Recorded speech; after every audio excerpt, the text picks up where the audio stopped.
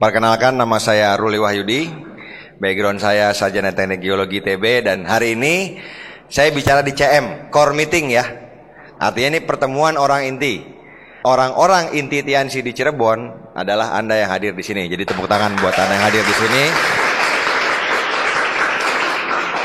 Dan saya yakin kalau ruangan ini saya kunci 1 bulan, bulan depan omset Cirebon ngedrop. Karena kan kita yang bikin omset, betul nggak? Nah, makanya saya selalu ngerasa respect sekali, saya selalu ngerasa bangga sekali kalau saya berbicara di depan orang-orang inti seperti Anda. Karena orang-orang inti seperti ini, orang-orang yang sudah bergerak di Tiansi. Kalau di OP saya ngomongin hasil, kadang-kadang masih ada yang mukanya ngeheng gitu, masih belum nyampe gitu. Tapi kalau di sini mukanya udah connect semua, udah nyambung semua. Oke, jadi tepuk tangan sekali lagi buat Bapak Ibu yang hadir di sini. Kemarin kita 140 orang lebih baru pulang dari Eropa, Nice. Di Nice itu kita ada passion trip, glory trip. Jadi memang Tiansi ini perkembangannya luar biasa Bapak Ibu. Saya ingat zaman dulu, waktu saya jalanin Tiansi di awal, kita sampai bikin acara keluar negeri sama grup. Kebayang nggak? Ngumpul-ngumpul duit, keluar negeri ke Singapura, ke Malaysia, itu bayar sendiri. Tapi zaman sekarang, bintang 5 dapat success trip, bintang 6 dapat motor, bintang 7 itu dapat glory trip. Jadi sekali lagi, zaman sekarang di Tiansi ini wah luar biasa rewardnya. Beda sama zaman saya dulu. Zaman saya dulu Bapak Ibu, untuk bintang 5, bintang 6 punya kendaraan, beli motor, mesti ngumpulin DP. Akhirnya nge-DP dulu, cicilannya dibayar pakai bonus. Jadi memang kalau Anda berjuang sekarang di Tiansi, Anda habis-habisan, ini saat yang paling tepat di Tiansi untuk berjuang. Kemarin kita di Perancis tuh benar-benar menikmati Bapak Ibu. Saya ingat satu sore, saya kan ikut passion trip ya. Saya, Pak Luis, Pak Naga dan lain-lain tuh ngopi.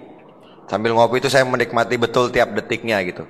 Ngebayangin gitu. Saya udah ke Eropa, ini untuk kedua kalinya. Menyenangkan sekali, suasananya asik, bersama para god lain ke atas. Dan waduh, saya kalau ingat perjuangannya, semakin pahit perjuangan yang saya ingat, itu semakin manis rasa kopinya di Eropa Bapak Ibu. Beneran. Bukan saya bersajak, tapi memang begitu pada akhirnya nantinya. Jadi hari ini Anda mesti sadar, kita kan kalau Anda lihat bintang di langit, itu bintang akan sinarnya terang sekali kalau malamnya gelap, betul nggak? Kalau malamnya gelap, langitnya hitam pekat, bintangnya itu akan sinar terang sekali. Artinya bintang itu butuh kegelapan biar dia bersinar, betul? Nah sama, Anda kan mau jadi bintang di sini, mau jadi orang yang berhasil. Nah saya doain Anda kuat melewati kegelapan Anda, dan kita nanti akan jadi bintang sama-sama Bapak Ibu ya. Amin. Tepuk tangan buat Anda dulu. Oke, saya udah 12 tahun lebih di Tiansi. Saya mengalami banyak perubahan zaman di Tiansi. Saya ingat sekali zaman tahun 2003 ya, awal-awal saya join 2002-2003, itu tidak semua orang punya handphone. Dulu kalau wah punya handphone orang kaya, dulu gitu Bapak Ibu. Sekarang kalau punya handphone orang kaya nggak? Semua lapisan punya handphone sekarang. Karena dulu, zaman dulu, SIM card itu harganya sampai 500.000 SIM cardnya Bapak Ibu. Jadi zaman dulu tuh saya mengalami awal Tiansi, saya ngembangin bisnis ini, nelpon pakai telepon rumah Bapak Ibu, pakai wartel. Jadi saya ingat sekali zaman Pak Rizky mungkin bintang 5, bintang 6, saya masih bintang 4. Kita ngumpul depan wartel, pegang kertas gini, ada tulisannya, Pak Budi nomor telepon sekian, Pak ini nomor telepon sekian, Pak ini nomor telepon sekian gitu. Saya nelpon di wartel, sambil nelpon, halo Pak Budinya ada, nelponnya kan ke rumah. Iya Pak gitu, sambil nelpon ngundang, di sininya rupiahnya Bapak Ibu. Di wartel, kebayang nggak? Jadi orangnya kan ngomong, iya ini bisnis apa ya? 5.732 gitu. Iya Pak ini bisnis udah 8.000 berapa gitu kan, gak enak banget ngundang sambil lihat rupiahnya Bapak Ibu. Saya ngalamin itu. Terus 2005 itu mulai ada smartphone, mulai ada PDA, ya kan? Please dong gitu kan, PDA Bapak Ibu ya. Mulai ada yang pakai itu tuh, stylus dulu. Terus 2009 zaman teknologi, mulai sosial media booming. Mulai kita bisa omset tidak hanya offline, tapi pakai Twitter, pakai Facebook, pakai banyak media sosial yang bisa membuat kita bisa mengembangkan jaringan tanpa batas. Jadi memang sekarang ini kita di era internet lah. Banyak saya kenal pengusaha-pengusaha teman-teman saya jual jaket kulit, jual tas kulit sampai Eropa. Gara-gara apa? Gara-gara online Bapak Ibu. Jadi emang ini udah eranya online. Tapi jangan lupa Bapak Ibu, di usaha ini saya nanya ke Anda ingin punya penghasilan aja, apa pengen jadi aset? Ingin aktif atau pasif income? Nah itu dulu yang kita samakan persepsinya. Saya kemarin ke Eropa, seminggu di Prancis, passion trip. Lalu saya 2 mingguan di Barcelona dan Madrid, Spanyol. Itu benar-benar 3 minggu, saya nggak ngapa-ngapain. Maksudnya nggak ngerjain TNI sama sekali. Presentasi enggak, ngundang orang enggak, jualan online juga enggak Bapak Ibu. Tapi balik-balik omset saya naik sampai 500 miliar waktu itu. Angkanya saya sebutin aja, naiknya segitu ketika balik-balik. Itu menunjukkan bahwa asetnya emang udah bergulir. Kira-kira Anda pengen nggak punya bisnis yang Anda tinggalin seminggu, 2 minggu, 3 minggu bisa naik bisnisnya? Pengen nggak Bapak Ibu? Atau Anda pengennya ya bisnisnya tergantung kita. Seminggu nggak aktif, ya omsetnya turun 1/4. Setengah bulan nggak aktif, omsetnya turun 1/2. Pengen yang jadi sistemnya, jadi aset atau yang aktif income? Yang mana nih yang pengennya? Oke, pengennya passive income. Kita samain persepsi dulu ya, pengennya yang itu. Nah intinya Bapak Ibu, zaman dulu itu dibahas gini. Kita di bisnis ini, di Tiansi, bukan 1 kali 1000. Artinya bukan 1 orang jualan 1000 produk, tapi 1000 orang pakai 1 produk. Karena kalau 1 orang jual 1000 produk, 1 orang itu berhenti jualan, 1000-nya hilang. Tapi kalau 1000 orang pakai 1 produk, ada 50 orang nggak pakai, 950 masih pakai. Dua-duanya ada plus minusnya. Tapi ternyata zaman sekarang kita baru kebuka matanya, dua-duanya masih banyak minusnya. Akhirnya kita bukan 1 kali 1000 atau bukan 1000 kali 1, tapi 1000 kali 1000 Bapak Ibu. Karena zaman sekarang orang itu bisa jualan 1000, angkanya bisa, tapi tetap Anda butuh ngembangin jaringan sampai 1000 orang, 1000 kali 1000 jadi berapa tuh? 1 juta lebih gitu. Dan itu tidak tergantung kita aja, tapi juga banyak grup yang bisa pakai produk dan jual. Itu yang perlu Bapak Ibu pahamin. Memang zaman sekarang kita memang tidak anti jualan, bahkan kita dari awal udah di-set orang untuk jualan. Jualan bisa offline, bisa online.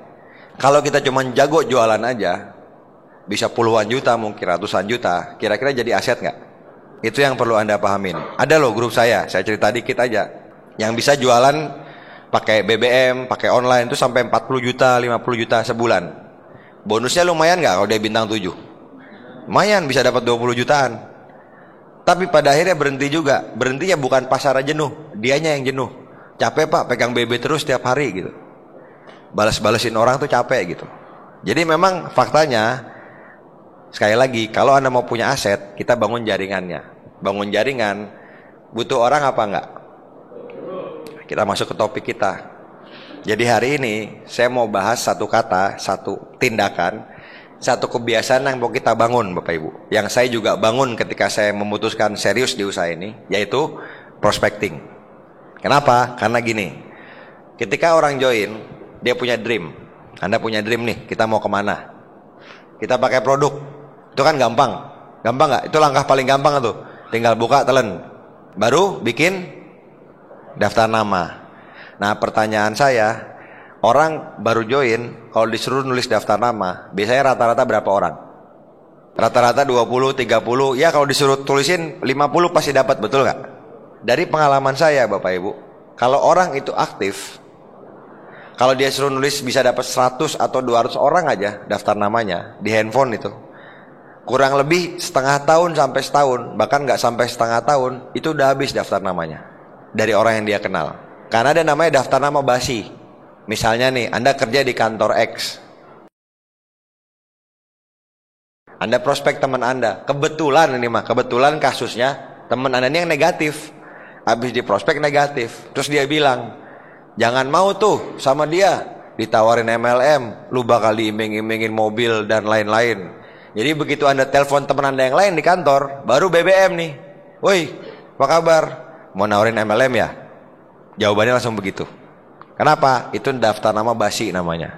Karena satu orang kebetulan negatif dan kebetulan dia cerita. Itu sering saya alamin dulu. Intinya di awal, kalau orang itu aktif, tidak sampai setengah tahun biasanya daftar namanya habis. Akhirnya kita mesti melakukan yang namanya nambah daftar nama. Nah, nambah daftar nama, sekali lagi zaman sekarang bisa dengan online juga, dengan Facebook dan yang lain-lain. Tapi yang saya mau bahas, ini kita melakukan kebiasaan ini. Kita melakukan kebiasaan ketemu orang, nambah daftar nama, ketemu langsung. Kenapa? Karena itu yang akan jadi jaringan aktif kita. Ingat Bapak Ibu, kita tetap butuh 1.000 orang, betul nggak? Tetap butuh 1.000, 2.000, 3.000 orang supaya jadi aset bisnisnya. Supaya nggak kita terus yang capek, tapi kita ngebangun grup yang sama-sama ngejar impiannya. Nah, sekarang kita bahas. Daftar nama pasti habis, dan daftar nama orang yang tidak dikenal lebih banyak nggak daripada yang kita kenal? Jadi artinya potensi kita tidak terbatas. Orang yang tidak dikenal tidak terbatas. Nah, kalau saya di awal ketika bikin daftar nama, pesan saya Bapak Ibu, Anda bikin goal. Bikin goalnya. Kenapa Anda mesti prospecting? Kenapa Anda mesti nambah terus daftar nama Anda gitu? Dan berapa banyak goalnya? Misal, saya mau ketemu 3 orang sehari, 2 orang sehari, kenalan orang baru. Sebenarnya kenalan sama orang baru tuh alamiah nggak? Menurut saya alamiah. Anda masuk SD, kenal nggak teman SD dulu? Masuk kuliah, kenal nggak teman kuliah? Atau langsung kenal sekelas semuanya? Enggak kan? Kan nggak ada yang kenal. Tapi Anda kenalan, betul nggak? Jadi itu alamiah sebenarnya. Cuma ketika Anda jalanin Tiansi, mental Anda beda. Anda tuh ketakutan, bener nggak? Mau kenalan sama orang, jangan-jangan pas saya bilang selamat siang, dia langsung bales Tiansi ya gitu, ya kan? Mungkin yang melankolis kepikiran gitu. Pas mau kenalan nih, jangan-jangan gini, jangan-jangan ditebak Tiansi. Enggak, kenalan doang Bapak Ibu. Jadi ingat, nambah daftar nama ini dimulai dari kita kenalan sama orang, dan itu alamiah. Manusia itu makhluk sosial. Sekarang saya kasih gambaran kenapa mesti bikin goal. Kalau saya perhatiin, mungkin di atas 50% orang-orang di Tiansi itu kaki aktifnya dari orang yang tidak dikenal. Coba sekarang yang bintang 7, bintang 8. Ada nggak punya kaki aktif bintang 7, bintang 6 yang dari orang yang nggak dikenal? Semuanya kan kebanyakan dari orang yang tidak dikenal. Saya nih, kaki saya yang teman saya asli ada bintang 8, teman geologi 1. Satu lagi itu bintang 7, berhenti. Jadi kalau saya ngandelin orang yang saya kenal, saya sekarang peringkatnya bintang 8, punya 1 bintang 8, belum got lain. Paham gak Bapak Ibu? Kaki-kaki saya yang lain itu dari orang-orang yang saya kenal lewat prospecting, lewat kenalan. Jadi maksud saya gini, ketika Anda punya dream ke sana, Anda mau nyampe ke sana, Anda kan mesti ngelakuin apa yang harus Anda lakuin, betul nggak? Kalau memang harus ngelakuin prospecting, ya lakuin. Toh ini halal, silaturahmi juga, nggak ada negatifnya, betul nggak? Cuman masalah kita menambah kebiasaan baru yang mungkin berat buat sebagian orang. Nah, saya kasih bahasan satu persatu nantinya. Intinya gini Bapak Ibu, ketika kita prospecting orang, posisi mental kita, teorinya gini, posisi mental saya tuh kayak seleksi orang yang saya mau ajak kerjasama. Paham gak kira-kira? Saya nawarin peluang. Kalau misalnya saya ngelihat nih orang, wah kayaknya bagus nih, saya ngobrol bentar. Nah itu bisa saya ajak kerjasama gitu. Tapi kalau ngobrol 5 menit aja isinya negatif mulu, ya udah nggak jadi saya prospectingin. Jadi posisi saya tuh nawarin peluang. Sikap orang nawarin peluang pede nggak biasanya? Itu yang dari dulu saya pikirin dan saya jalanin. Itu pertama. Terus Anda ingat poin pentingnya itu ice breaking. Ice breaking itu memecah kebekuan. Anda sering nggak kalau lagi di angkot atau lagi di pesawat atau lagi di lift, masuk nih. Saya kan nginep di Swiss Bell, itu kan liftnya cukup tinggi tuh, 8-10 lantai. Dari lobi masuk 5 orang. Pas naik, sering nggak terjadi namanya kesunyian dalam lift? Begitu mencet 8, teng, diam, bener nggak? Kita mulai dengan pecah kebekuan. Pecah kebekuan itu simple. Misalnya pas mencet, mau naik Pak gitu. Itu kan pertanyaan blow on sebenarnya. Orang dari lobi nggak ada turun, kan pasti naik, betul nggak? Tapi yang ditanya jawab nggak biasanya? Oh iya Pak gitu. Ya udah saya bilang lantai berapa Pak? Seperti itu. Saya awal-awal ngelakuin itu berat. Tapi saya sudah beberapa kali punya prospek dan punya pelanggan dari hasil prospecting di lift. Gimana ceritanya? Ya pas naik itu saya ngobrol sebentar gitu. Itu bisa ice breaking Bapak Ibu. Di mana-mana. Saya cuma membahas ice breaking dulu ya di awal. Di angkot duduk gitu depan-depanan gitu. Cewek sama cewek apa cowok sama cowok. Lihat sekilas diam lagi gitu. Sering nggak kayak gitu? Nah sekarang kalau Anda senyum, salah nggak? Dosa nggak? Dapat pahala nggak? Malah dapat pahala kan? Senyum. Dan 99% orang itu kalau Anda senyum pasti senyum balik, betul nggak? Anda nggak yang Anda senyum tiba-tiba digampar gitu langsung. Anda senyum terus tiba-tiba dipok gitu kan? Nggak ada Bapak Ibu. Jadi kita bersyukur di Indonesia itu senyum. Ya senyumnya senyum yang benar ya. Jangan senyum cunihin Bapak Ibu ya. Jangan senyum godain. Senyum aja, senyum. Walaupun gigi Anda hancur juga, kalau Anda senyumnya tulus, tetap aja keren. Beneran Bapak Ibu. Karena senyum itu bisa dari hati. Anda latihan senyum. Saya ini bukan orang yang terlatih buat banyak senyum loh dulu. Wah dulu Bapak Ibu kalau di kampus doktrinnya tuh gini. Ada yang pelototin balik. Dia melotot, tonjok. Dulu gitu Bapak Ibu waktu di kampus. Begitu saya tiansi, ada yang melototin, senyum gitu kan. Ntar dia senyum aja kenalan, prospecting gitu Bapak Ibu. Jadi saya ngerubah kebiasaan saya. Nah awalnya senyum. Sanggup gak nyobain senyum sama orang? Sanggup ya, senyum doang mah gampang atuh, ya kan? Nah senyum. Terus ketika Bapak Ibu ngelakuin yang nama prospecting ini, Anda mesti sadar bahwa prospecting ini adalah bagian dari kerjaan kita di bisnis ini. Jangan memakai tembok personality. Kan banyak orang yang gini. Ini saya tanya nih, yang sudah baca buku Personality Plus siapa? Yang sanguin, koleris, melankolis dan lain-lain. Udah baca ya? Nah. Jadi banyak orang setelah baca buku itu, dia kan nyadar, oh iya, saya melankolis. Saya susah ketemu orang. Saya kaku orangnya. Akhirnya malah dijadikan patokan.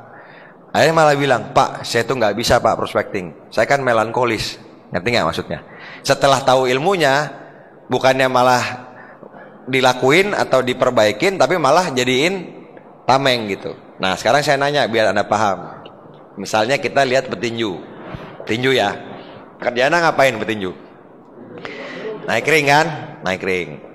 Pertanyaan saya, petinju ada yang melankolis gak? Ada pasti, nggak mungkin kalau dari semua. Ada nggak yang melankolis? Nah pertanyaan saya, kalau petinju melankolis, apa di ring diukur? Ini 33 cm 5 mm. Terus nggak mukul-mukul gara-gara dia melankolis. Walaupun dia melankolis, dia mukul orang nggak di ring? Mukul, karena kerjaannya bertinju gitu. Petinju ada yang pragmatis nggak? Ada pasti, nggak mungkin nggak ada. Aduh saya pukul kasihan nih lawan saya. Pukul nggak ya? Kasihan nih gitu. Kan nggak kan Bapak Ibu? Jadi jangan jadiin dalih personality gitu. Intinya di usaha ini, apapun latar belakang Anda, personality Anda, kerjaan kita distributor. Distributor kalau pengen sukses butuh orang, butuh jaringan. Kalau daftar nama habis, jalan yang termudah dan terbaik adalah prospecting. Ya kalau Anda lakuin ya lakuin aja, nggak usah pakai dalih. Saya mah sanguin, saya mah koleris, saya mah melankolis. Apapun personality Anda, lakuin aja kalau mau sukses. Setuju? Oke. Nah, yang saya bersyukur kita tinggal di Indonesia. Indonesia ini kan budaya timur, ramah-ramah. Kalau Anda di luar negeri, nggak usah jauh-jauh, Singapura aja. Itu orang lebih individualis. Di kereta itu nggak banyak yang ngobrol. Lihat HP, baca buku. Kalau Anda nyolek orang, curiganya besar, Bapak Ibu. Maksudnya senyum tuh curiganya besar. Maksudnya orang sana tuh paranoidnya besar. Di Indonesia kita hidup di lingkungan yang sosial, yang wah ngobrol-ngobrol, seneng kongko, ya kan? Seneng nongkrong orang Indonesia tuh. Makanya gampang prospecting Indonesia, sangat mudah Bapak Ibu. Prospecting di sini. Kalau di luar negeri itu orang jalan cepat semua. Tahu nggak? Kalau saya di Jepang itu ceweknya pakai hak tinggi, jalannya cepat sekali Bapak Ibu. Tok tok tok tok tok. Kalau ada orang jalan berempat, berlima, jalan, foto-foto, jalan, duduk, itu pasti orang Indonesia Bapak Ibu. Di Jepang, yang lama-lama jalannya tuh, yang lambat-lambat gitu, dikit-dikit duduk, dikit-dikit ini pasti bukan orang sana. Jadi sekali lagi, di sini kultur kita tuh sangat mudah. Nah kalau saya pribadi, saya udah membuat prospecting ini bukan jadi beban buat saya, tapi justru jadi kebutuhan. bukan kewajiban lagi, tapi kebutuhan. Saya ngelakuin ini sekarang di semua bidang yang saya lakuin. Dan setiap saya bicara kayak gini, saya kan selalu ngelakuin. Tadi malam saya sama Pak Beno, kira-kira jam 1 di kolam renang. Di depannya itu ada orang lagi ngobrol berdua, saya berdua gitu. Nah kalau zaman sekarang, saya ice breaking, prospectingnya udah nggak pakai basa-basi Bapak Ibu. Kalau zaman dulu kan, zaman saya bisa bintang 3, bintang 4, itu kan saya ngomongnya ngalor ngidul. Nah ini nggak bisa duplikasi memang, tapi kalau udah berhasil, saya kalau prospecting orang, kelihatan orangnya positif, langsung saya tembak. Dia kan nanya, Mas ngerjain apa di Cirebon? Saya ngisi seminar Pak. Seminar apa? Seminar Tiansi Pak. Tahu nggak? Kemarin setelah ngobrol kurang lebih 30 menit, beli kalung, beli teh. Cuman ngobrol doang Bapak Ibu. Jadi intinya prospecting ini bisa dilakuin di mana aja. Ntar saya bahas lebih lanjut. Saya bahas teorinya dulu. Ada teori namanya 1 meter 30 detik, tahu nggak? Kalau Anda jarak 1 meter sama orang yang tidak dikenal atau 30 detik bareng, itu Anda wajib nyapa. Namanya hukum 1 meter 30 detik. Yang melankolis jangan dihitungin. 20, 21, 29, wah cabut gitu kan. Jangan Bapak Ibu ya. Jadi 1 meter 30 detik. Kalau Anda jarak 1 meter sama orang lain, entah lagi nunggu angkot, entah lagi apa, nyapa aja. Sekali lagi senyum. Itu mulai dulu dari situ. Terus kalau Anda nanya pertanyaan yang aneh juga, itu menurut saya nggak apa-apa, asal jangan yang negatif. Ini saran saya, jangan buka dengan pertanyaan negatif.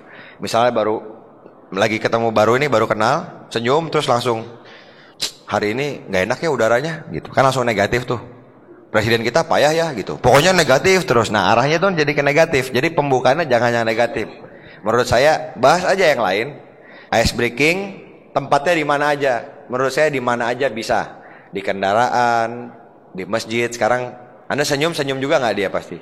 Senyum juga buat yang muslim. Jadi sekali lagi, ketika Anda melakukan yang namanya prospecting, jangan pakai dalih personality gitu. Jangan, oh saya melankolis Pak, susah. Saya pragmatis Pak, susah. Jangan Bapak Ibu. Saya koleris Pak, ngapain saya kenalan sama orang baru misalnya gitu. Justru ini kita belajar lebih baik lagi. Nah, contoh kemarin istri saya hamil kan ke dokter kandungan tuh. Dari 3 bulan, saya udah bilang ke dokternya, Dok, ini istri saya minum kalsium Tiansi bisa nggak Dok? Gitu. Oh bapaknya Tiansi, iya Dok, saya udah dari dulu udah belasan tahun. Oh bagus kok, ibu saya juga pernah pakai kata dokternya. Ya udah akhirnya setiap ketemu itu saya ngobrol mobil, ngobrol apa. Saya ngobrolin Tiansi Bapak Ibu. Terus saya liatin, ini Dok, kemarin ada kesaksian nih Dok, diabetes sembuh. Sambil istri saya diperiksa, saya ngobrolin itu gitu. Beneran Bapak Ibu. Dan setelah anak saya lahir, lucunya dokter ini malah jadi beli terus sama saya. Saya beli deh Pak, Muncort, Citosan. Terus kemarin lucunya ada pasiennya kan dokter kandungan. Pasiennya tuh kista sama kanker di rahim. Nunggu operasi itu lama Bapak Ibu. Sampai berapa bulan baru ada jadwal operasinya. Akhirnya sama dokternya tuh ditulis resepnya Kimia Farma kepada Bapak Ruli gitu, nomor telepon saya. Jadi waktu itu saya tiba-tiba ditelepon orang, Dokter Ruli, iya Pak, dari siapa Pak? Saya bilang gitu. Saya bingung, ternyata si dokter kandungan itu ngeresepin Bapak Ibu. Di resep ditulis obat Tiansi, hubungi Bapak Ruli gitu. Di situ Bapak Ibu. Orangnya beli Citosan, beli Muncort. Jadi sekali lagi, kalau andanya pede Bapak Ibu, kenalan sama orang, kalau saya udah di level itu. Saya kalau ditanya orang, kerjanya apa Mas? Tiansi Pak. Apa tuh Tiansi? MLM, saya gituin. Apa? MLM, saya gituin Bapak Ibu. Sengaja saya Bapak Ibu, karena saya udah pede. Nah kalau Anda yang masih belum pede bisa macem-macem lah. Nanti saya bahas soal ngasih message-nya seperti apa. Cuman intinya, ketika Anda kenalan sama orang, udah ice breaking nih, paham ya? Udah bisa ice breaking, udah pecah kebekuannya. Anda bahas biasanya form namanya, FORM. Pertama Anda bahas family, keluarga. Orang biasanya suka nggak dibahas keluarga. Misalnya nih saya ketemu ibu-ibu, ngobrol gitu kan, anaknya udah berapa Bu? 3 Mas. Wah enak ya Bu, udah besar-besar gitu, udah sukses kali. Iya nih yang pertama di sini kan, biasanya kan ibu menceritakan dengan bangga anaknya, betul nggak? Anak saya ini. Buat Anda yang sanguin, ketika Anda kenalan sama orang, ya, Anda ingat namanya. Jangan udah kenalan, udah ngobrol, pas lagi ngobrol, namanya siapa ya di otak tuh.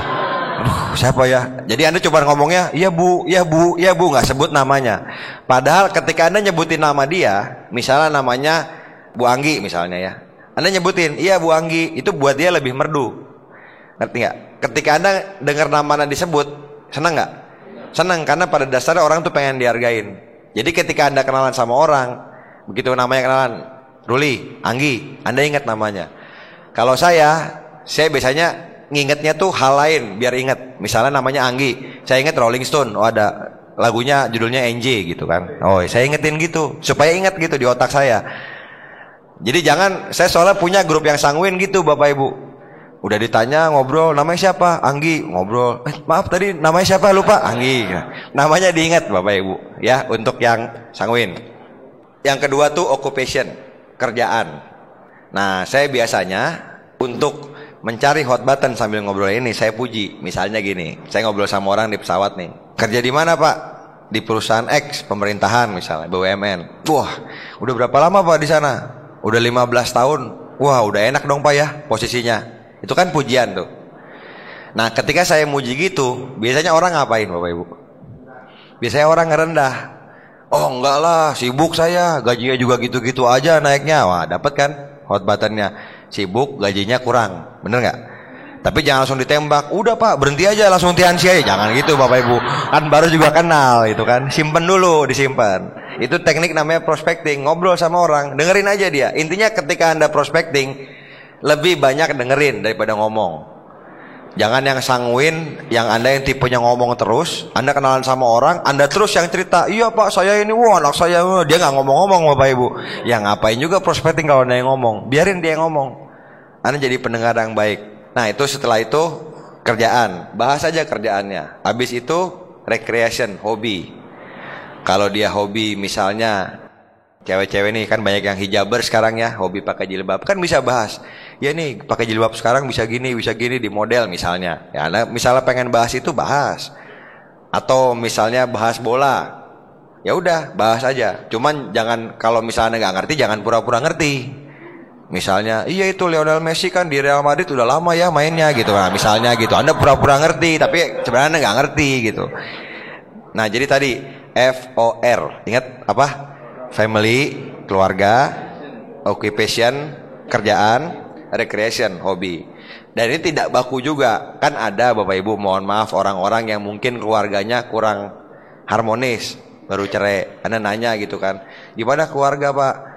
Oh saya baru cerai gitu, sambil mukanya bete. Oh kenapa Pak cerai? Oh Bapak nggak boleh begitu dong Bang, misalnya gitu ya. Jangan, udah tahu orang kalau lagi cerai nggak pengen dibahas ya jangan dibahas gitu. Jangan harus baku Pak. Pertama F dulu, F beres, baru O, occupation, baru R, baru recreation. Enggak, jadi kira-kira aja, fleksibel aja.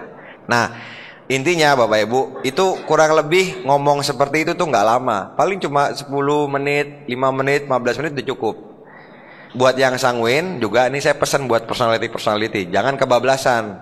Kadang-kadang sanguin tuh ngomongin hobi, wow ngalur ngidul, iya sejam ngomongin bola Bapak Ibu. Terus orang, saya pergi dulu ya, pergi aja. Terus, kok belum dapat nomor teleponnya gitu kan Bapak Ibu. Jadi diingat juga ngomongnya tuh ya, kita ada tujuannya. Baru yang terakhir kita ngasih M, namanya message.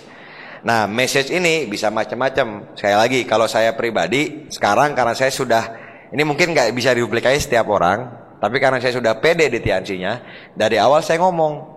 Kalau ditanya apa, saya Tiansi Pak.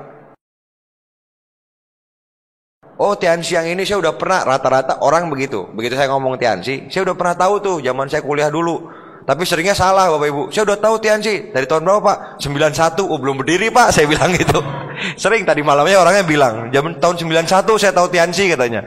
Berdiri juga belum, sayapnya belum tumbuh tuh singanya, saya bilang gitu kan, saya bercandain Bapak Ibu. Kalau saya ngomongnya kayak gitu, tapi saya selalu kasih message gini. Tiansi itu beda Pak sama dulu. Sekarang ini zaman online. Dulu kita ngomset susah. Sekarang banyak grup saya ngomset pakai BB Pak, bisa puluhan juta. Oh iya katanya, orang jadi tertarik kan. Ada hal baru yang dia dulu nggak tahu.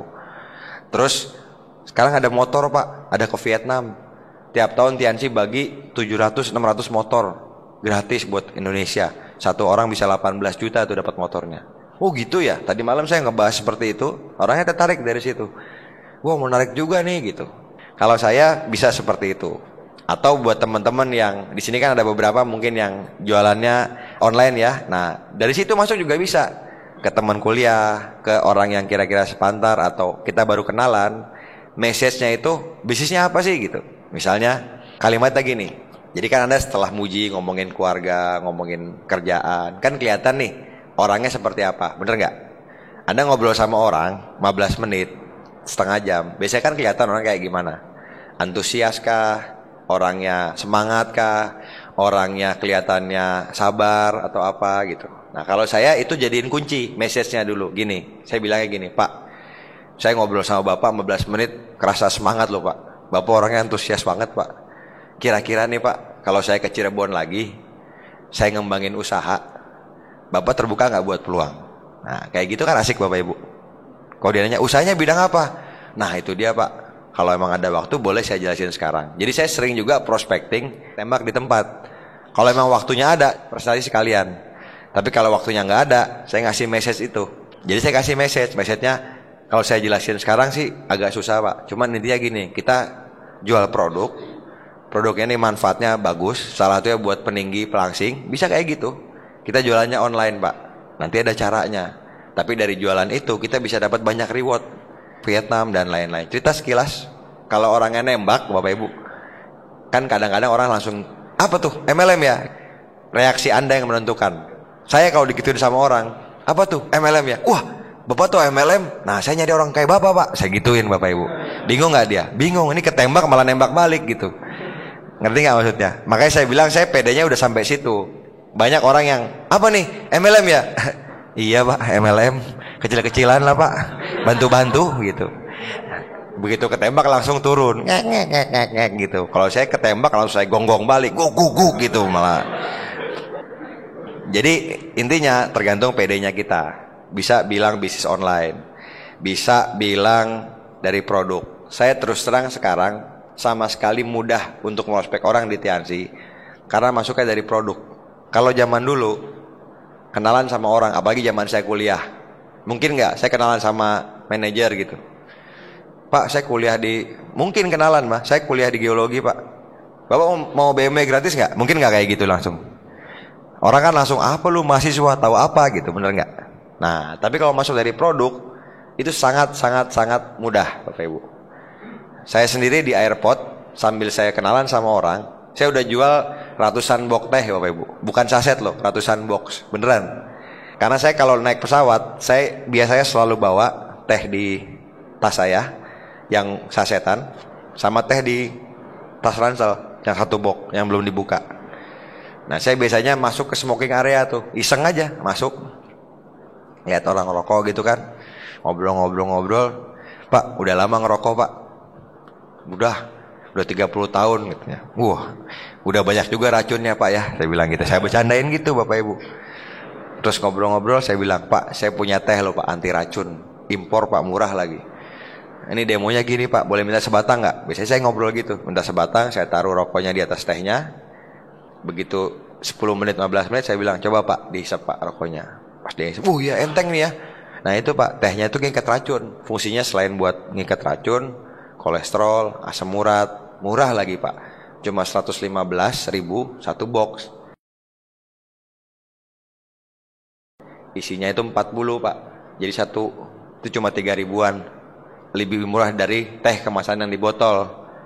Teh kemasan di botol 4.000, 5.000 cuman ngilangin aus, nggak ada fungsi kesehatannya. Kalau ini harganya 3 ribuan, ada fungsi kesehatannya.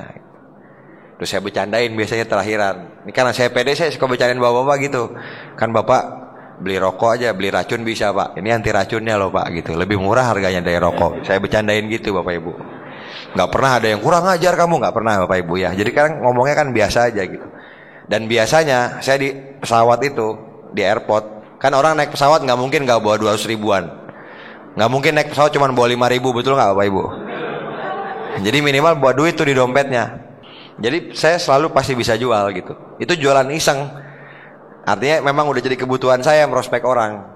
Kepuasannya tuh kepuasan pribadi aja, bukan mau ngejar hasil jualannya. Paham nggak kira-kira?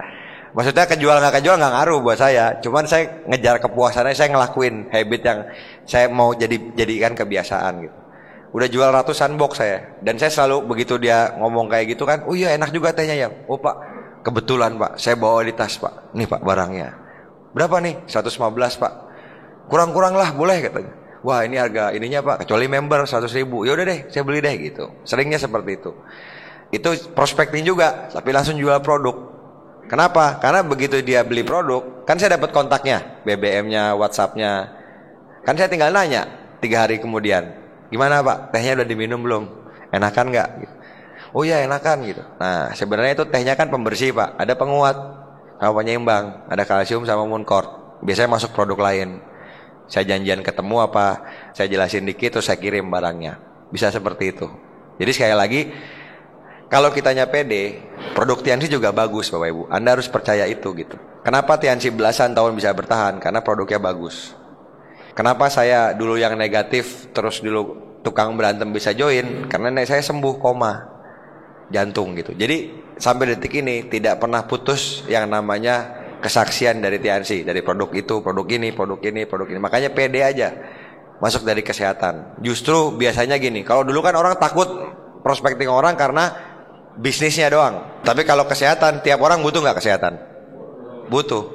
Biasanya semakin sukses orang, semakin sibuk di luaran, betul nggak? Semakin sibuk, semakin kurang istirahatnya, semakin banyak penyakitnya biasanya. Makanya butuh produk kita. Itu aja kuncinya.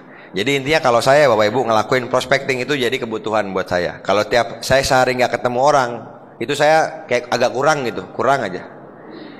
Dan di mana aja saya bisa lakuin namanya prospecting. Di mana aja. Nyuci mobil, ganti ban, di dokter anak, di rumah sakit, lagi nunggu kereta. Anda lagi nunggu kereta di stasiun, kiri kanan Anda orang bukan?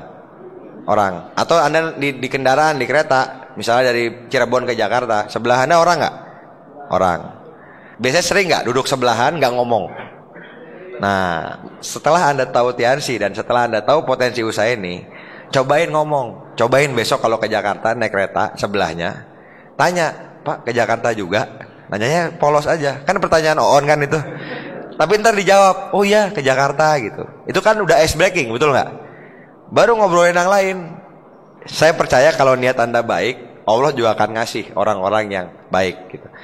Dan seringkali hal kecil yang kita lakuin, ingat ya, seringkali hal kecil yang kita lakuin itu merubah jalan cerita di akhir. Seringkali seperti itu. Saya punya cerita nih, kisah nyata saya. Saya dulu dari Jakarta ke Bandung naik kereta. Saya lagi bete, lagi pokoknya ada kan hari-hari di mana lagi banyak pikiran, malas ketemu orang. Itu ada bapak-bapak tuh, nengok ke saya nengok, saya senyum gitu. Cuman saya lagi malas ngomong sama orang. Habis saya senyum saya balik lagi gitu. Terus saya nengok lagi, dia senyum lagi Bapak Ibu. Ya udah, saya kenalan, saya ngobrol. Bandung Jakarta 3 jam naik kereta. Akhirnya saya presentasi di kereta itu. Orangnya join bintang 2. Setelah orangnya join bintang 2, sebulanan home meeting gak ada yang datang, gak aktif lagi. Udah saya lupa bintang 2 tuh. Tiba-tiba hampir setahun berikutnya orang itu nelpon, nomornya udah rubah. Tiba-tiba dia nelpon, terus dia bilang, Rul masih ingat gua nggak gitu? Siapa nih? Taufik yang ketemu di kereta. Oh iya inget. Emang kenapa? Ada temen ini nih baru pulang dari kapal. Tadi ngobrol-ngobrol pengen tahu Tiansi. Bayangin, hampir setahun dia udah nggak ketemu saya. Tiba-tiba dia ngasih temennya prospek. Akhirnya temennya saya presentasi, datang ke OP, join. Sekarang temennya bintang 7, bawahnya 7. Itu kaki kelima saya, kaki diamond saya Bapak Ibu. Kadang orang langsung mikir, wah hoki juga ya, Pak Ruli dapat orang yang positif, langsung bintang 7 gitu, nggak pakai negatif langsung join. Nah pertanyaannya, kalau saya nggak kenalan sama orang di kereta, kenal nggak sama orang itu? Nggak ya. Jadi tadi lagi, seringkali hal kecil itu merubah jalan cerita di akhir. Seringkali orang-orang yang harusnya jadi kaki diamond kita, kaki bintang 8 kita, itu orang-orang yang harusnya ada di sebelah kita tuh. Waktu kita lagi males prospecting, ada tuh. Anda lagi naik bis, itu orangnya di sebelah Anda. Tuhan udah ngasih. Cuman karena Anda nahan, males besok aja lah kalau lagi enak moodnya.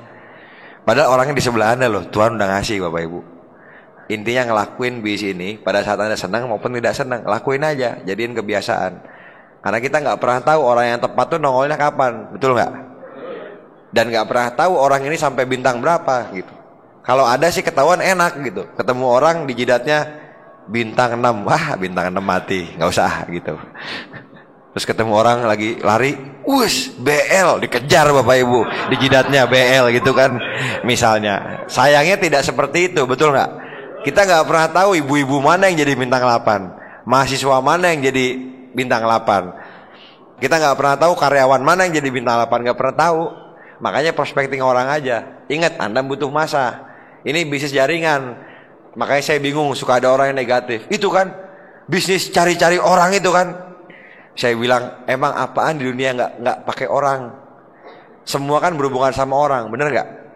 Karyawan bosnya orang, bawahannya orang, betul nggak? Dokter pasiennya orang, betul nggak? Dokter hewan pasiennya orang bukan? Hewan, tapi yang bawa orang, betul nggak?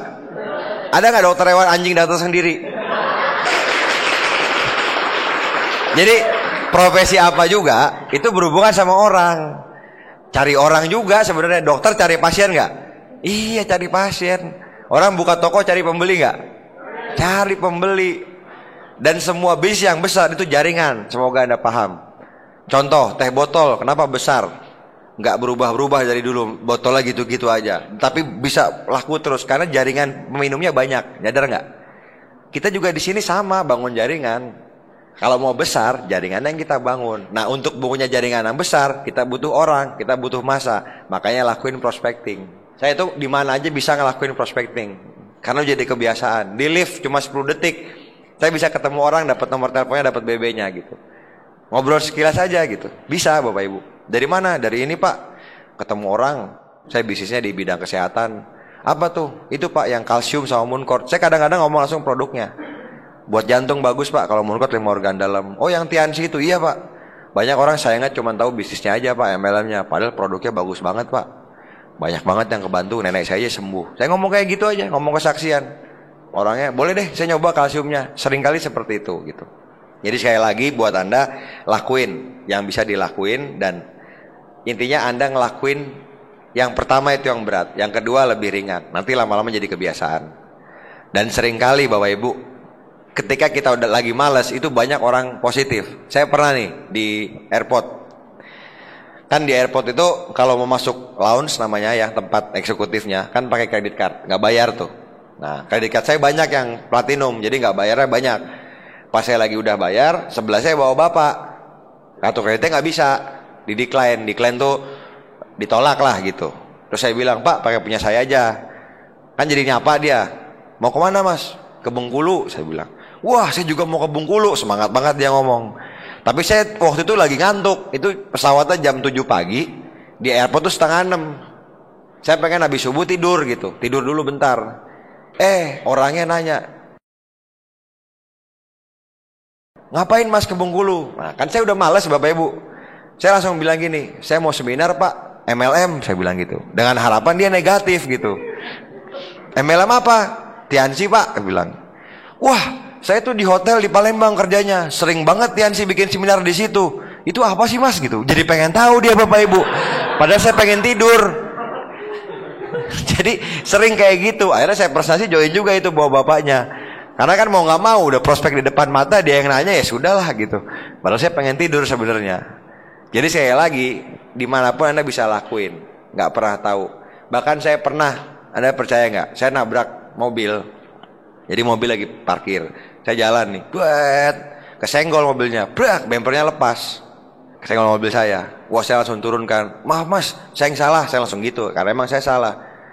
Wah, ini mobil ibu saya katanya. Ya udah besok di mana ibunya? Ntar saya telepon, saya ketemu gitu. Ntar saya ganti biaya bengkelnya. Udah, orangnya percaya sama saya. Besoknya saya telepon ibunya. Manggilnya tuh ibunya Nak Ruli waktu itu. Terus saya bilang, oh Nak Ruli iya, saya nabrak Bu. Mohon maaf ya Bu, saya nggak sengaja kemarin ngelamun gitu. Kita bawa ke bengkel aja, ke bengkel. Habis hitungannya 1,5 juta. Saya bilang, Bu ini saya bayar aja Bu, nggak apa-apa. Emang saya yang salah. Dia nanya, Nak Ruli kerjanya apa? Kok bisa nih tanggung jawab kayak gini, bagus. Wah, nanya dalam hati saya kan gitu. Ya udah. Saya presentasi tuh orangnya. Join Bapak Ibu, bintang 4, udah mau bintang 5 waktu itu. Jadi saya bayar 1,5 juta, bonus dari dia udah berjuta-juta saya masuk. Jadi kalau ada kekurangan prospek, tabrak aja sesuatu Bapak Ibu. Jangan. Nah, itu kenyataan yang saya lakuin. Jadi saya prospekting orang bisa di mana aja karena saya udah ngelakuin ini sebagai kebutuhan saya, bukan kewajiban, bukan beban, tapi kebutuhan saya. Karena saya merospek orang tuh happy gitu. Ngelihat orang sembuh, ngebaca orang, gimana Pak habis minum tehnya? Wah, enakan Mas, badannya kerasa lebih ringan. Itu senang saya. Nah, itu yang saya lakuin di prospecting gitu. Dan kita tidak pernah tahu orang mana yang jadi bintang 8 kita. Bener nggak? Kan sering orang kesulitan kan, bangun kaki mati, bintang 4 nggak bisa ditelepon, bener nggak? Pada akhirnya Anda mesti cari orang yang mau serius, betul nggak? Tapi daftar nama udah habis, betul? Banyak yang ngalamin kayak gitu. Nah, makanya solusi terbaik Anda lakuin prospecting dari awal. Karena Bapak Ibu, kalau Anda ngelakuin prospecting, orangnya terus join, terus Anda ke stokis bawa kaki baru, Anda semangat nggak?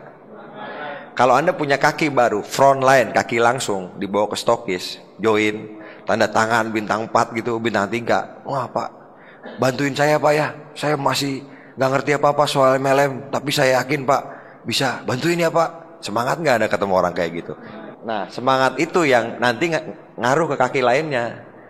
Kadang-kadang kaki itu semangatnya cuma sehari 2 hari, tapi ketika Anda dapat power dari itu, kaki lainnya ngelihat, wah gila leader saya dapat kaki baru, kurang ajar, saya ngebul gitu, pulang langsung, wah kan bahasanya Cirebon kan begitu gitu.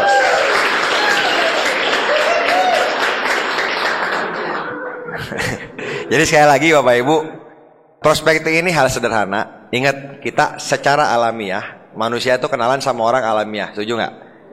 Jadi jangan takut. Buat yang melankolis sekali lagi, jangan kepikiran negatif.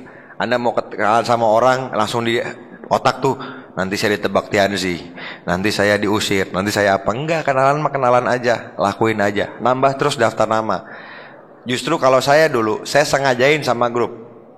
Dulu ITB sebelahnya Boromius di Bandung, kampus saya sebelahnya Boromius. Nah, saya dulu sering sama grup saya berlima masuk ke Boromius, ke ruang tunggunya. Ngapain? Prospecting orang. Kan masuk kalau berlima nggak ketahuan kan, masuk aja gitu, duduk. Ini kan misalnya kayak gini nih, ruang tunggu ada 1 kosong, duduk aja situ, duduk sebelahnya di ibu-ibu kan, nunggu dokter Bu, iya Mas gitu kan, kayak gitu kan. Sakit apa Bu? Oh iya saya sakit jantung. Biarin dia cerita aja, sakit jantung Pak, saya udah ini minum obat ini udah menahun, kadang saya sesek, saya ngeri loh, gini. Nah, dengerin aja. Baru ngomong, Bu, kebetulan Bu, saya bisa obat Cina, tapi halal produknya.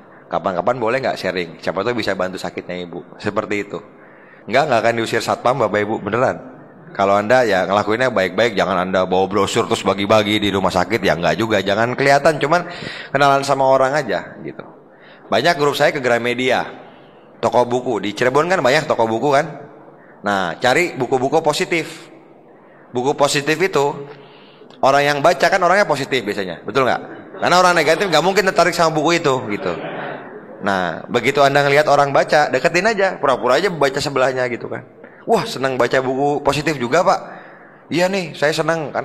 Mulai udah ice breaking kan, kenalan sama orang di situ gitu. Jadi di mana aja bisa. Sekali lagi kalau Anda mau ngelakuin, Anda yang ibu-ibu nganter anak sekolah, ada ibu-ibu lain nggak? Ada. Bisa nggak prospecting sama mereka? Kenalan? Bisa. Gurunya bisa nggak? Bisa. Semuanya bisa Bapak Ibu, asal kita mau ngelakuin. Dan sekali lagi, kita tidak pernah tahu yang mana yang jadi bintang 8. Dan seringkali hal kecil yang kita lakuin merubah jalan cerita di akhirnya. Seringkali di akhir tuh kan gitu, wah untung ya gue kenalan sama lu waktu itu, lu jadi kaki bintang 8 gue. Kalau nggak kenal, nggak tahu gue sampai peringkat apa. Bener nggak Bapak Ibu? Cuman untungnya itu terjadi kalau Anda ngelakuin. Kalau nggak kan nggak pernah tahu, betul nggak?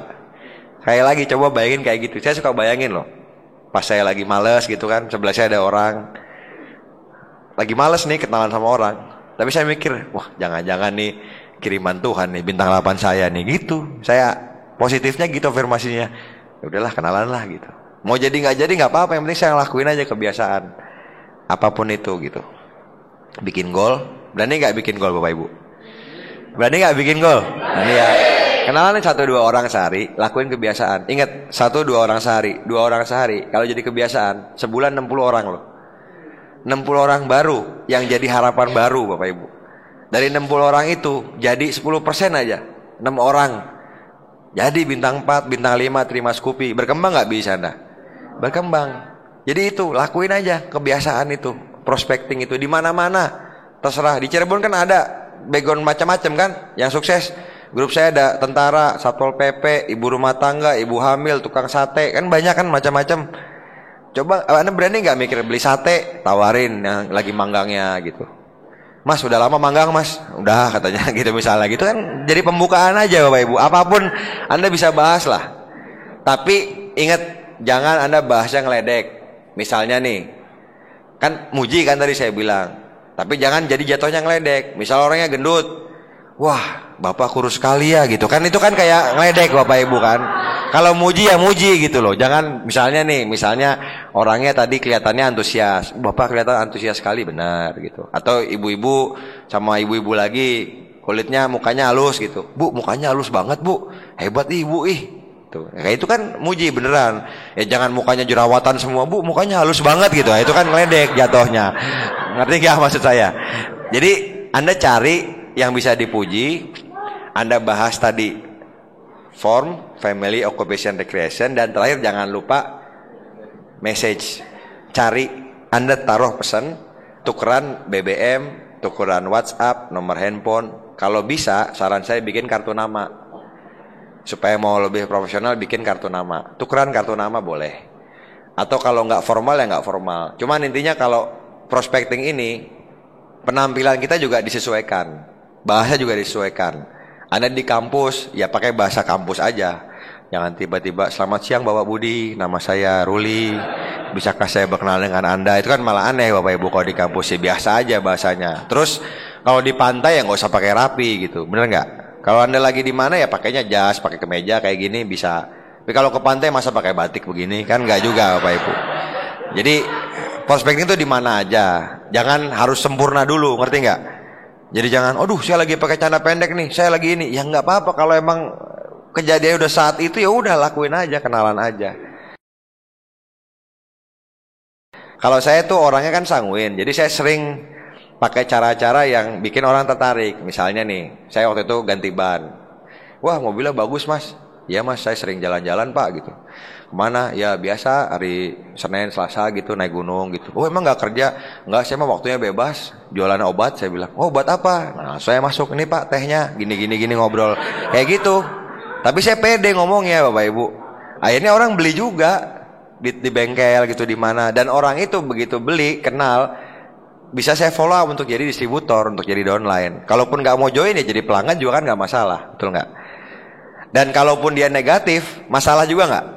Enggak, itu kelebihan prospecting. Prospecting itu baru kenal saat itu. Kalau negatif, nggak usah kenal lagi juga nggak apa-apa, betul nggak? Ditolak sama prospek baru kenal itu nggak ada rasanya. Ditolak sama sahabat yang bete, Bapak Ibu, betul nggak? Sama adik sendiri, kakak sendiri, sahabat yang ngerangkul, udah, gue bilang J, janganlah begitu-begitu. Ini saya ngomong dari hati yang terdalam. Janganlah emel-eman gitu kan. Nah, kalau sahabat ngomong gitu kan rasanya kan gimana gitu. Kalau orang baru kenal mah negatif, oh ya udah pak, makasih pak waktunya, makasih ininya. Udah kan baru kenal ini, nggak usah kenal lagi juga nggak apa-apa, betul nggak?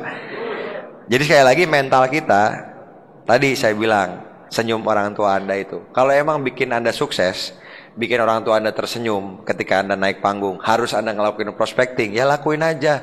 Orang nggak berat kok. Tinggal senyum sama orang, tinggal kenalan, perbanyak jadiin kebiasaan. Oke? Jadi lebih penting daripada Anda tahu, tadi kan saya jelasin how-nya, bagaimana caranya. Lebih mending Anda dalemin why-nya, kenapanya. Kalau Anda tahu Anda mesti prospecting dan Anda akan punya bisnis yang besar, Anda akan ngelakuin. Dari tadi nggak biasa jadi biasa Bapak Ibu. Saya juga dulu bukan orang yang tipenya bisa ngobrol kayak gitu sama orang. Tapi setelah saya ngelakuin biasa, itu jadi biasa Bapak Ibu. Bahkan saya sering suka amal gitu, maksudnya ngasih aja emang, bukan gimana ya. Misalnya orang stroke pakai tongkat gitu, saya kasih gitu, Pak, Bapak stroke ya Pak, langsung saya samperin, Pak saya punya produk teh Pak, bawa pakai aja 10 saset cobain gitu. Memang saya niatnya ngasih, bukan niatnya mau prospek gitu. Ya kalau dia beli dan sembuh dan mau beli lagi ya nggak apa-apa juga. Tapi saya niatnya emang ya udah cobain aja Pak gitu. Jadi saya sering banget kayak gitu di mana-mana karena saya masuk dari produk sekarang. Dan orang itu butuh produk kita. Makanya Anda mesti berani lakuin, dan ketika Anda ngelakuin biasa, jadi kebiasaan, itu akan jadi habit. Dan jadi habit, kemungkinan Anda sukses lebih luas. Betul nggak? Kalau kaki Anda nggak ada yang aktif, tapi daftar nama masih banyak, masih ada harapan nggak? Masih ada harapan. Yang bikin banyak orang berhenti tahu nggak? Kakinya nggak ada yang jalan, daftar namanya habis. Stres akhirnya. Makanya lakuin prospecting Bapak Ibu. Itu salah satu kunci sukses di usaha ini. Makanya dibilang ada 7 langkah. Ada kenalan sama orang baru. Perluas prospecting, lakuin di mana aja. Bisa juga dengan online, tapi saya nggak bahas hari ini yang online. Karena intinya pada saat ini yang saya bahas, kita bangun jaringan. Bangun jaringan itu mesti ketemu langsung pada akhirnya. Mesti diajarin ketemu langsung. Jadi sekali lagi, selamat melakukan apa yang jadi masa depan kita. Godline ke atas. Kita tahun depan ke Spanyol lagi sudah fix. Jadi kehidupan Godline itu luar biasa. Kalau saya Bapak Ibu, saya berani ngelakuin itu. Kalau saya tahu gitu, apa yang saya capai sekarang itu seperti ini. Saya mau ngelakuin lebih pun saya berani. Jadi selamat berjuang buat Anda. Nah pastikan juga Anda akan ketemu hari-hari kemenangan Anda di Tiansi. Nah lakuin prospecting. Ingat lebih penting Anda punya goal, tahu why-nya, kenapanya, how-nya itu sambil jalan. Sambil jalan.